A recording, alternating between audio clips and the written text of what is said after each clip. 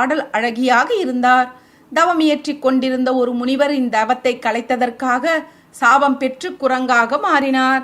ஒருமுறை குரங்கு ஆசனம் விட்டு தவம் செய்து கொண்டிருப்பதை பார்த்தாள் அஞ்சனாதேவி. அதனை பார்த்து சும்மா இராமல் அந்த குரங்கின் மீது பழங்களை எரிந்து விளையாடினாள். உடனே அந்த குரங்கோ தவம் களைந்து எழுந்து ஒரு முனிவராக மாறியது. கடும் கோபம் கொண்ட அந்த முனிவரோ, அஞ்சனாதேவி யார் மீதாவது காதல் கொண்டால் அந்த தருணமே குரங்காக மாறிவிடுவாள் என்று சாபமிட்டார். தான் செய்த தவறுக்காக மன்னிப்பு கேட்டு மன்றாடினாள் அஞ்சனாதேவி. தனக்கு குரங்கு முகம் இருந்தாலும் தன்னுடைய காதலன் தன்னை நேசிக்க வேண்டும் என்றும் சிவபெருமானின் அம்சமே தனக்கு மகனாக பிறக்க வேண்டும் என்றும் வரம் வேண்டினாள்.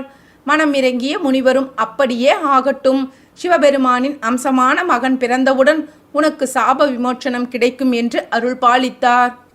முனிவரின் சாபத்தின் பலனால்